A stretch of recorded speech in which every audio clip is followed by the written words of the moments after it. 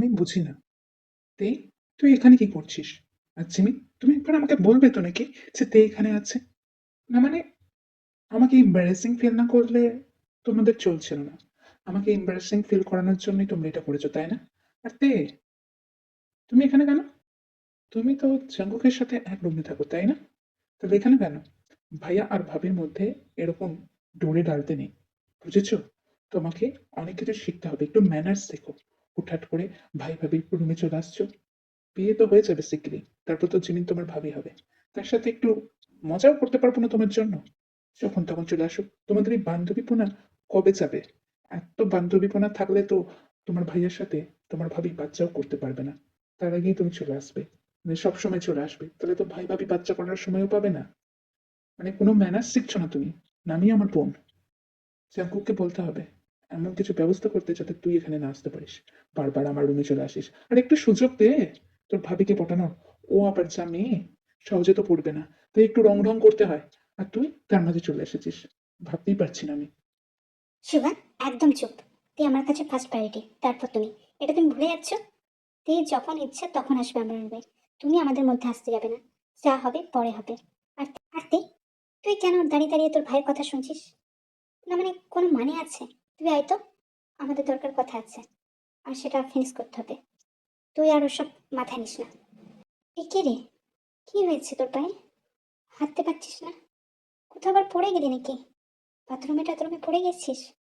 আবার কি হলো? আমি তো কালকেও দেখলাম তুই ঠিক ছিলি, হঠাৎ করে এরকম হাঁটছিস। মানে সব ঠিক আছে তো? সব ঠিক আছে। কালকে জাঙ্কুকের মাথাটা আবার একটু সটকে গিয়েছিল, আমার রুমই ছিল। এর থেকে ব্রিফলি এক্সপ্লেন করতে পারছি না জিমিন। যা ধরার এবার ধরে নিবি। আর আমার কিছু কথা ছিল। আমি শুনছিলাম নাকি আজকে হবি ভাইয়ের সাথে আমার কোনো মিটিং আছে, I mean meeting not, like কোনো ক্যাফে শ্যাফে ফটোশ্যুট আছে। আচ্ছা, জাঙ্কুকের ব্যাপারে জানি? জানি না? হয়ে গেল। তাহলে জিমিন তাড়াতাড়ি ব্যবস্থা কর, ভাইয়াও নেই এখানে, ভাইয়াকে তো ভাগিয়ে দিলাম। কিন্তু ভাইয়া চলে গেছে, কিন্তু ভাইয়া যদি জানতে পারে তাহলে ভালো হবে না। হবি ভাইয়ের সাথে ওই কমার্শিয়াল ফটো শুটিংটা করে নিতে হবে, তা আবার ক্যাফে যাবে। জাঙ্কুক যদি জানতে পারে আমাকে আবার কতদিন বিছানায় ফেলে রাখবে আমি জানি না।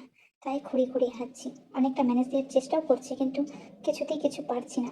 বুঝতেই তো পারছিস এত অসুবিধা হচ্ছে হাঁটতে, আমার খুব কষ্ট হচ্ছে রে।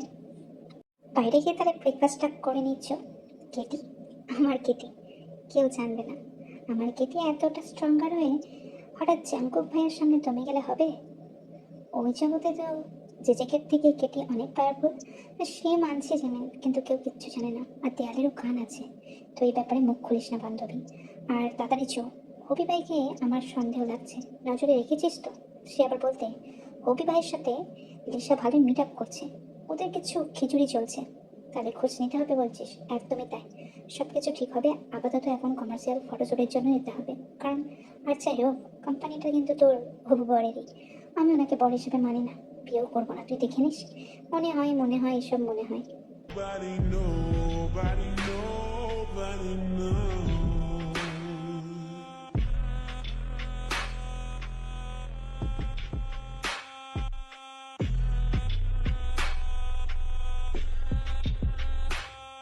চল সখী, অল ওয়ার্ক ডান। এবার রুমে যাওয়ার পালা। এমনিতেও ভীষণ টায়ার্ড ছিলাম, কাল সারা রাত ঘুমাতে দেয়নি জানিস। মানে প্রফেসর জিয়ন, কি বলবে, ওনার বয়স 30 আপ। যা শক্তি ভাই, আমাকে আস্ত রাখে না, আমাকে ওনার মধ্যে পিষে মেরে দেয়। আমি থাকতে পারি না। কালকে জোরপূর্বক ওইসব করেছে, আর ভালো লাগছে না। ওনার সামনে নিজেকে কতটা শক্তভাবে রাখতে হয় শুধু আমি জানি। আর ভালো লাগছে না। দাবাই আর যে তোকে তো জোর করে না, উনি আমাকে রীতিমতো জোর করে। উনি ভীষণ সাইকো একটা মানুষ, আমি ভাবতে পারিনি। তারপর যখন জানলাম উনি কুকি ভাইয়া, তারপর যেন মায়া এসেছিল। কিন্তু তারপর আবার যখন জানতে পারলাম ওইসব, আর ভালো লাগে না। আমি সত্যিই চাই ওইদেরকে শেষ করতে। লিসা আর হবিকে তো ধরেই ফেলেছি। তোকে তো মরতেই হতো, তাও আবার আমার হাতে। কি ভেবেছিলি? কি ভেবেছিলি তুই? চাঙ্কুককে শেষ করবি? চাঙ্কুককে পাসনি বলে চাঙ্কুকের সাথে সাথে আমাকেও শেষ করবি? কেটির মুখ সবাই দেখতে পায় না, আর যারাই দেখতে পায় তারাই শেষ হয়ে যায়। কেটি বাইরে কোনো দিনও জব করতে পছন্দ করে না। কেটির কাজই হচ্ছে লুকিয়ে অগোচরে রাতের নিশীথে মানুষকে খুন করার। যারা তার কাজে বাধা দেয় তাদেরকে সে রাখে না। আর তোকেও আজকে যেতে হবে লিসা, তোকে তো রাখতে পারবো না। তার উপর আমার মানুষটার উপর হাত বাড়িয়েছিলি, আমাকে আর ওকে শেষ করতে চেয়েছিলি তাই না? তাহলে এখন যা এখান থেকে, বিদেয় হ। তোর দিন আর ফুরিয়ে গেছে, তোকে যে মরতেই হবে। ভাবতেই পারিনি ওই সারা চেহপের মনে মনে এত, তোর পিছনে গিয়ে তোকে খুন করার স্বপ্ন দেখছে ও। জাঙ্কুককে তো বটে।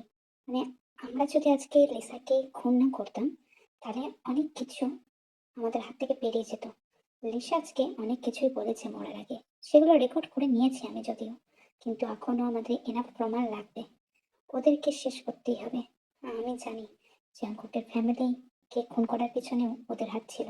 ইভেন তোর বাবা মায়ের অ্যাক্সিডেন্ট করার পিছনে জেহপের বাবার খোঁজ আমাদের লাগাতেই হবে। আর এখন আমাদের টার্গেট জেহপ, আর খুব শীঘ্রই জেহপকেও তুই বসে এনে ফেলবি। তাতে জাঙ্কুক স্যার একটু যদি রুষ্টই হোক, তাতেও কোনো যায় আসে না। উনি তোর উপর চড়াও হলে হবে, কিন্তু আমাদের মিশনে সাকসেসফুল হতে হবে তে। আর তোর এই কেটির রূপ লুকিয়ে রাখতে হবে। জাঙ্কুক স্যারও তো জানেন না, উনিও তো ভীষণভাবে চান কেটির সাথে দেখা করতে, কারণ মাফিয়া জগতের মহলে জেজেকে তো কেটির পরই। আর জেজেকে কে সেটা আমরা জানি, কিন্তু হবি স্যার আর জাঙ্কুক স্যার কোনোদিনই জানবে না কেটিকে। তুই সাবধানে বাড়ি ফিরবি। জাঙ্কুক স্যার হয়তো রেগে যেতে পারে, কারণ তোকে ক্যাফে শপের শুটিং এ, কমার্শিয়াল শুটিং এ দেখে ফেলেছিলেন উনি। আমি তোকে বলিনি ইচ্ছে করে, জানতাম যদি বলতাম আমাদের কেটিও হাত পা ছুড়ে লাগাবে, ভয় নৃত্য করবে। তাই কাজ মিটে যাওয়ার পর বললাম, এবার গিয়ে যা করার করবি। দুজনে কুস্তি করবি, পারলে জাঙ্কুককে দুভা বসিয়ে দিবি। কেন ওনার সামনে অত গোবেচারা হয়ে থাকতে চাস? তোর কত পাওয়ার সেটা দেখিয়ে দিবি, যেমনটা আমি তোর ভাইয়াকে দেখাই। তা না করে খালি বেচারার মতো থাকবে। আসছি তাহলে, রুমে যাচ্ছি, তুইও রুমে যা। দেখ জাঙ্কুক স্যার আবার তোকে কি করে আজ। আগের দিন হাঁটার অবস্থায় রাখেনি, আজকে আবার কি করবে কে জানে। তো কমার্শিয়াল শুটিং এর নাম করে গায়ে থলাথলি তো ভালোই হচ্ছে। জেহবের নেশা কি এখনো ওঠেনি মন থেকে? এতবার ঢুকালাম, এতবার বার করলাম, এতবার নিলে আমার জিনিসটা মুখে, তোর ওই জায়গায় আরো কত কি। তারপরেও তোর মোহ মিটছে না তাই না? তাহলে এই রস বেশি করেই খেলি, একদম বেশি করে, একদম বেশি করে খেলে তোকে একদম মা বানিয়ে ফেলে। বারবার ভেবেছি যতবার যে না, তোকে উঠতে দিব, তোর স্বপ্ন পূরণ করতে দিব, কিন্তু তোর তাতে তো পোষায় না তাই না? কি চাস? আবার সেই হিংস্র রূপ দেখতে চাস? প্রফেসর জনের ডার্ক সাইড, যেটা তুই হেড করিস, দেখতে চাস না বললাম? আমার এই জিনিসটা এতবার নিয়েছিস নিজের মধ্যে, তারপরেও অন্য পুরুষের দিকে নজর কেন? কি জন্যতে আমি বুঝতে পারছি না। আমি ভেবেছিলাম আজকে তোকে একটা ভালো, হ্যাঁ, ডিনার নাইটে নিয়ে যাবো। না, তুই তো ওসব চাস না, তুই তো পুরুষ মানুষের সাথে ঢলাঢলি করতে চাস। তোর দ্বারা তো আর কিছু আসেই না। তোর ভাইয়াকেও বলেছি, তোর ভাইয়ারা হবে, তোরও হবে, তোদের দুজনকারই হবে। তোরা সবসময় আমাকে কষ্ট দিস। খুব বাজে কাজ করেছিস তে, খুব বাজে কাজ করেছিস। আমি তোকে ক্ষমা করবো না, একদম ক্ষমা করবো না। আমি তো কারোর সাথে কথা বলতে মানা করিনি, শুধুমাত্র ওই জেহবকের সাথেই কথা বলতে মানা করেছি। আর তুই ওর গায়ে ঠলে ঠলে পড়ছিলি, খুব হাসছিলি। হাসতে এত ইচ্ছে করছিল তাই না? আজকে সারা রাত কাঁদবি, সারা রাত কাঁদবি তুই। আজকে আর হাসি হবে না। কই আমার সঙ্গে তো এত সুন্দরভাবে হাসিস না যতটা ওর সাথে হাসছিলি। কমার্শিয়াল অ্যাড, না কমার্শিয়াল অ্যাড শুটিং এর নাম করে তুই ওর সাথে খুবই এনজয় করছিলি। কোনটা করছিলি বল? আমাকে রাগাস না, আমি অলরেডি রেগে আছি। আদতেই আমাদের কলেজে আপনি প্রফেসর ছিলেন, তো আবার কেমিস্ট্রি ডিপার্টমেন্টে। ভাবতেও লজ্জা লাগে আমার, আপনার মুখের ভাষা কিরকম। কই অন্য কাউকে তো কিছু বলেন না, আমার বেলায় এরকম খুব শুদ্ধ শুদ্ধ ভাষা বেরোয় আপনার মুখ দিয়ে।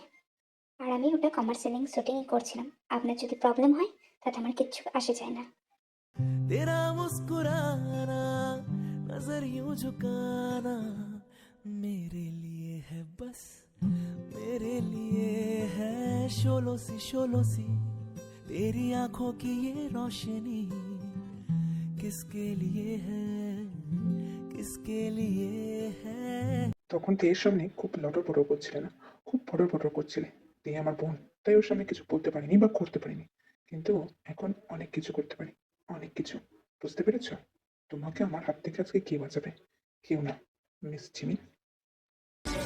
शब है तेरी